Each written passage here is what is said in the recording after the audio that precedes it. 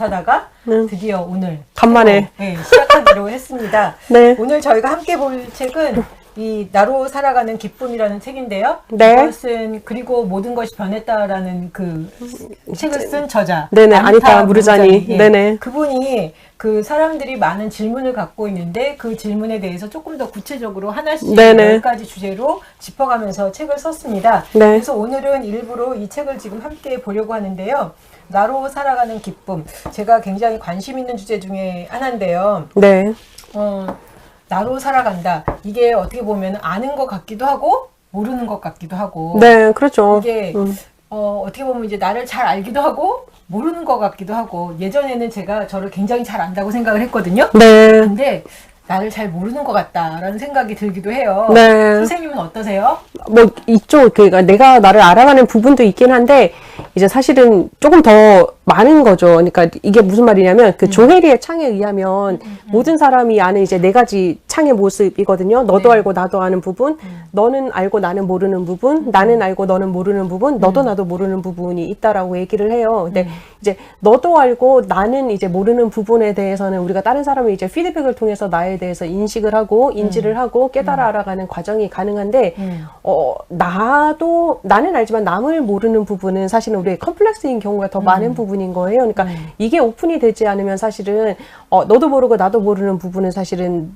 계속적으로 넓어져 갈 수밖에 없거든요. 그럼 더 모르는 거밖에 없는 거예요. 그래서 저 같은 경우는 이제 저에 대해서 조금 많이 안 해라는 생각을 하지만 동시에 또 어떤 경험을 하고 있냐면 나를 알아가는 작업은 평생의 작업이구나라는 생각을 하는 게 이 사람을 만나면 이런 자극이 와서 나를 발견하게 되고 또 다른 사람을 만나면 또 다른 자극이 와서 나를 발견하게 되고 그런 시간이 저는 가져지고 있거든요. 요즘에도. 그래서 나를 너무 많이 알고 있어요도 안 되고 나를 너무 몰라요도 안 되고 그러니까 애매한 그런 상황이에요, 저는. 그러니까 자신에 대해서 네. 저는 옛날에는 단정을 많이 했거든요. 네. 나를 아주 잘 알아. 이렇게. 네, 그쵸. 근데 이제 시간이 지날수록 그거는 내 착각이었구나라는 생각이 들고 그쵸. 단정하기보다는 조금 좀 여유를 갖고 네. 좀 이렇게 생각을 해보는 시간이 필요하다라는 생각을 해봤어요. 그쵸, 맞아요. 네. 이 오늘의 이 나로 살아가는 기쁨이란 책을 쓴 저자는 임사 체험을 했습니다. 네네. 임사 체험을 하고 이제 자기가 임사 체험 때 경험한 것들을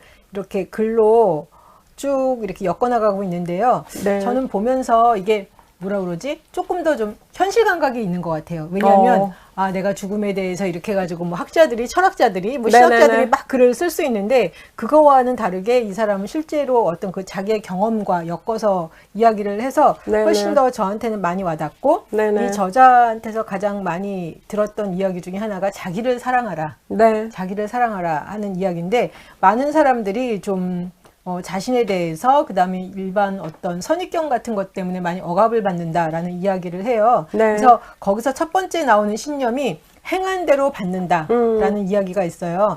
우리도 그런 소리 많이 듣지 않아요? 행한 대로 받는다? 그 노력한 부분에 대해서 이제 그런 얘기를 주로 많이 받잖아요. 네. 뭐 열심히 공부하면 네가 좋은 학교를 갈 수 있다 이런 얘기를 하는데 네. 이 부분이 뭐 어느 정도는 합당하다라고 생각을 하고 어느 정도는 아니다라는 생각은 저는 가지고 있어요. 이 부분은. 왜요? 그 뭐 이제 죄성이나 아니면 이제 신앙적으로 바라봤을 때 우리가 네. 행한 대로 받지는 않는다라고 저는 믿고 있고 왜냐면 이제 그건 이제 기부라는 개념이 네. 들어가니까 용서의 네. 개념이 들어가기 때문에 그건 아니고 네. 제가 살아가는 이제 삶의 여정 속에서 내가 이루어서 성취할 수 있는 부분에 대해서는 내가 노력한 만큼 갈 수 있다라는 거는 저는 알고 있죠. 그거는. 그렇구나.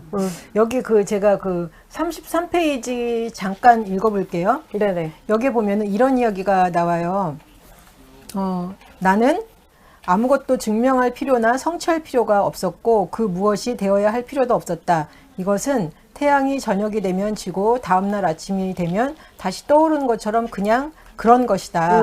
임사체험 중 수정같이 맑은 빛을 받으며 나는 어릴 때 학교에서 겪은 그 어떤 일도 나의 잘못이 아니라는 걸 이해했다. 나를 괴롭힌 아이들도 사랑받지 못하고 무력하고 불안해서 그랬을 뿐이었다. 우주는 그때 나에게 그랬던 것처럼 그렇게 깊이 그렇게 많이 그 아이들도 사랑했다. 그 아이들도 나처럼 몰랐겠지만 아름답고 멋진 존재들이었다. 그 아이들은 자신이 무가치하다는 느낌을 나에게 투사했던 것인데 그건 내가 그런 투사를 받아 마땅한 어떤 일을 해서가 아니라 단지 나에게 그런 일이 일어날 수 있어서 일어난 것 뿐이다. 놀랍게도 그들이 한 일이든 내가 한 일이든 그 어떤 일도 용서는 필요가 없었다. 우리는 모두 무지로 그런 행동을 했을 뿐이다. 그리고 우리가 무지할 수밖에 없었던 것은 신성을 잊어버린 사회에서 자랐기 때문이다. 살면서 내가 경험한 것들은 나쁜 경험들까지도 모두 조건 없는 사랑을 향해 난 길을 찾기 위해서 꼭 필요한 것들이었다. 근데 이 글을 읽으면서 어떤 그 자기 마음 안에 이렇게 응어리졌던 것들 네네. 이런 것들이 다 이제 풀려나면서 그냥 자기만 보는 게 아니라 상대방도 이렇게 이해하는 이야기를 네네. 해주잖아요. 네. 이걸 보면서 아이들이 자신이 내가 무가치하다는 느낌을 다른 사람한테 투사했다. 결국 보면은 우리가 다른 사람들을 대할 때 내 관점에서 대하는 거잖아요. 그럼요. 그러니까 그 네. 이야기를 하는 것 같다라는 생각이 들었어요. 네. 선생님 보시기에는 어떠세요? 행한 대로 받는다라는 거 개념 자체에 대해서 이제 그 거짓이다라고 계속 얘기를 하고 네. 있잖아요. 예. 행한 대로 물론 이제 이런 경우는 맞는 부분인 거예요. 근데 이제 사실 케이스 바이 케이스 부분인 그렇죠. 거잖아요. 그러니까 요때는 이제 이분이 어렸을 때 그러니까 홍콩에서 학교를 다니면서 유색인종이라서 받았던 그런 차별들, 그런 대우들 뭐 그런 거에 대해서 이제 가만히 생각을 해봤더니 그리고 이제 임사 체험 후에 경험을 해봤더니 이것은 내 잘못이 아니었구나. 그런데 원래 이제 이분이 생각했을 때는 책에 보면 그런 내용 있잖아요. 자기 얼굴을 좀 가리고 싶어서 머리를 이렇게 막 앞으로 얼굴 다 가리고 다녔었다고. 그렇죠. 그러면 네. 이제 자기가 따돌림을 덜 당할까 그런 두려움이었다라고 얘기를 하잖아요. 이런 부분은 맞는 것 같아요. 자기가 이제 네가 그래서 우리가 흔히 얘기할 때 뭐 왕따 이제 제가 상담하는 친구들 중에서도 왕따 경험은 되게 큰 트라우마를 남기기는 해요. 뭐 이제 뭐 제가 아는 한 친구는 그것 때문에 중학교 자퇴하고 지금까지 아무것도 못하고 공황장애 그래요? 약 먹고 우울증 약 먹고 애가 이제 거의 분열 지경까지 가고 뭐 그런 애가 있단 말이에요. 근데 그 아이한테 항상 가지고 있는 이제 핵심 신념은 뭐냐면 내가 찌질해서 내가 이제 자기를 이제 대항하지 못해서 저 아이들이 나를 공격했다. 그러니까 나는 뭐 그럴 만해요라고 얘기하면서 또 그 이면에 뭐가 있냐면 그 아이들에 대한 엄청난 분노가 있어요. 상담을 하다 보면 소리를 막 지르기도 하고 그런 부분이 있거든요. 이런 부분에 있어서는 행한 대로 받는다라는 것은 아닌 것 같고 또 다른 부분에 있어서는 또 행한 대로 받는다라는 개념이 돌아올 수 있을 때는 내가 이룰 수 있는 성취들이 있잖아요. 뭐 예를 들자면 뭐 우리가 공부를 열심히 했을 때는 좋은 성적을 얻을 수 있고 뭐 열심히 운동을 했을 때는 건강을 얻을 수 있고 이런 부분은 이제 또 행한 대로 받는다 개념이 들어갈 수도 있다라는 생각도 가지고 있고요. 그러니까 케이스 바이 케이스가 좀 있는 것 같아요. 이 부분은. 이 저자가 이야기를 하기를 35페이지에서 이런 이야기를 해요. 아무리 부족해 보이는 사람이라도 네. 우리는 누구나 그 존재만으로도 조건 없는 사랑을 받을 자격이 있다. 그렇죠. 사랑은 구할 필요가 없다. 사랑은 우리가 타고난 권한이다. 근데 저는 이거 보면서 내 자신이 사랑이다라는 이야기를 많이 듣는데 네. 책들이 그런 이야기를 많이 하는데 저도 보면은 사랑을 많이 추구했던 것 같아. 그쵸. 밖에 있는 줄 알잖아요. 막 열심히 사랑을 추구하면서 살았는데 네. 교회에서도 사랑하라, 서로 사랑해라 이 이야기만 했잖아요. 네. 그게 결국 보면 사랑을 추구하는 거잖아요. 그쵸. 네. 근데 사랑이 안 보이더라고. 안 보이는데 너 자체가 사랑이다. 네. 너 안에 사랑이 있다. 그리고 우리 안에 어떤 그 사랑의 에너지가 있고 우리가 누군가를 사랑할 때 보면 마음이 확 열리면서 그 사랑 에너지가 이렇게 분출이 된다는데 그 얘기를 딱 들으니까 내가 사랑이라고? 그게 계속 고개가 갸우뚱해지는 거예요. 네. 선생님은 어떠세요? 저는 이제 그 약간 이제 좀 다른 뭐 비슷한 관점이기는 한데 네. 기본적으로는 우리가 차고 넘쳐야지 뭐든지 할 수 있다라고 저는 생각을 해요. 그러니까 이분하고 같은 개념이긴 한 거죠. 같은 개념이라서 그게 어긋나진 않는다라고 생각을 해요.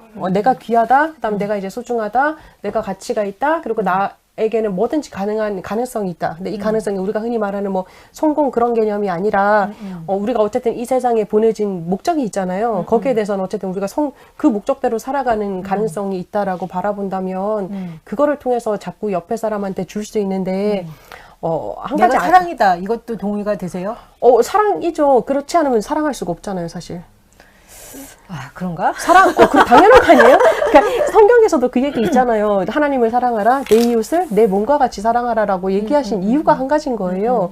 네가 너를 사랑하지 못하면 당연히 다른 사람도 사랑하지 못한다. 그 개념은 뭐냐면 올바르게 사랑하라라는 개념인 거거든요. 내 속의 가능성, 내 속에 있는 사랑, 존귀함, 가치 발견하라라는 얘기거든요. 그 말씀 들어보면 그 말이 맞는데 이때까지 하나님은 사랑이시라 이게 나와는 분리돼서 이렇게 생각을 많이 했던 것 같아요. 하나님이 내 안에 계시지만 그럼에도 불구하고 하나님은 사랑이시라. 근데 하나님은 사랑이신 거를 알겠어요. 근데 내가 사랑이다 그랬을 때 이건 좀 뭔가가 좀 불편하시구나. 네, 불편해요. 계속 왜냐면 이제 그게 선생님의 주제 부분인 거예요. 이제 신성과 본인을 너무 떨어뜨려서 계속 신앙생활을 해오신 거잖아요. 하나님은 저기 계시고 나는 여기 있고 그 개념이요. 그렇죠. 그래서 뭐 불교에서 보니까 불이법이라고 얘기를 맞아요. 하더라고요. 네. 하나를 보는 거. 그런데도 불구하고 솔직히 말하면 네. 여전히 내가 사랑이라는 거에 대해서는 잘 이게 안 와닿으시죠. 네. 네. 근데 저는 사실 정말 감사한 게 그래도 기독교 신앙을 가지면서도 저는 같이 봤거든요. 뭐 설교를 통해서는 처음에는 막 그런 이제 혼란스러움을 겪긴 했지만 아니구나라는 걸 발견하고 나서는 되게 많이 편안해졌는데 기본적으로 그런 거예요. 내 속에 우리가 그게 있잖아요. 그러니까 사랑을 할 수 있죠. 많은 사람들이 타인을 사랑할 수 있는데 척은 할 수 있는 거예요. 근데 척은 상황에 따라서 달라질 수 있는 거예요. 근데 여기서 말하는 사랑이라는 뭐 이 책뿐만 아니라 기독교 신앙에서 말하는 사랑이라는 것은 척이 아닌 거잖아요. 그냥 진짜 참이죠. 찐이라고 얘기하잖아요. 네, 내가 사랑이기 때문에 사랑할 수 있는 거다. 그쵸. 내 속에 사랑이 있으니까 그러면 사랑이 그렇게 있는 뭐 거죠. 막 불편하게 생각할 필요는 없는 거죠. 그쵸. 선생님한테 이미 있는 거잖아요. 사실은 이미 있으니까. 근데 이제 내가 사랑이니까 다른 사람을 사랑할 수 있고 사랑을 베풀 수 있는 건데 근데 그게 이때까지 약간 좀 송구스럽다? 그쵸. 우리가 그런 환경에서 자라지 못했잖아요. 근데 이분의 임사체험 후에 이제 이분이 이런 책을 쓴 거, 자기를 사랑하라, 자기를 끊임없이 인정해주라라고 한 이유도 사실은 임사체험 후에 깨달은 거예요. 그렇죠. 그 전에는 사실은 자기도 사랑인 걸 몰랐어. 가치도 몰랐고 사실은 그냥 그렇죠. 뭐 일반 여성들한테 막 이제 한거하고 이렇게 살았단 말인데 뭐 이제 그 임사체험이라는 것을 하고 나서 보니까 별게 아니네라는 걸 깨달았다라는 개념인 거거든요. 그러니까 사실은 쉽지 않은 거예요. 임사체험이라는 거는 뭐 흔히 경험할 수 있는 부분은 아니니까 뭐 그건 잘 모르겠지만 그러니까 사람이 이제 살면서 한 번씩 이제 획기적인 변화를 경험하잖아요. 네. 그 경험의 시초가 되고 나서 이제 깨달음을 얻으신 거죠. 우리도 마찬가지인 거예요. 우리가 살면서 뭐 여러 가지 질곡이 있지만 획기적인 체험을 통해서 올바른 걸 보게 되면 그렇구나라는 거를 또 볼 수도 있겠죠. 우리 인사 한번 해드려야 될 것 같아요. 김경수님, 유인수님, 김성우님. 예. 안녕하세요. 예, 이렇게 함께 도와주셔서 감사합니다. 그래서, 이게 잘 안 보여서 그죠? 예. 그 얘기 들으면서 네. 그리고 저도 이렇게 사랑을 할 때가 있잖아요. 그럼요. 근데 제가 누군가를 사랑할 때는 내가 사랑이다 아니다 그런 생각을 하지는 않는 것 같아요. 그렇죠. 인지를 하고 산다라는 건 사실 머리로 사랑하는 건가? 그럴 수도 있고 아니면 예. 습관이 안 된 건 거죠. 이쪽 선생님 페북에 보면 글이 되게 정의로운 부분에 대해서 많이 올려놓으시잖아요. 사회의 부조리에 대해서 이제 같이 한거하는 글을 올리시기도 하고 네. 뭐 그렇잖아요. 예. 왜 올리시는 거예요? 부정의하다고 생각하니까. 그러니까 부정하든 말든 그게 무슨 상관이에요, 선생님하고? 다른 사람이 그런 대우를 받으면 안 된다고 생각이 드니까. 그게 다른 사람하고 선생님하고 무슨 상관이냐고요? 그러니까 나도 그런 대접을 받을 수 있잖아요. 근데 네. 그렇게 잘못된 거는 그런 일들이 계속 발생하면 안 된다라는 거. 그게 사랑하기 때문에 하시는 거예요, 사실.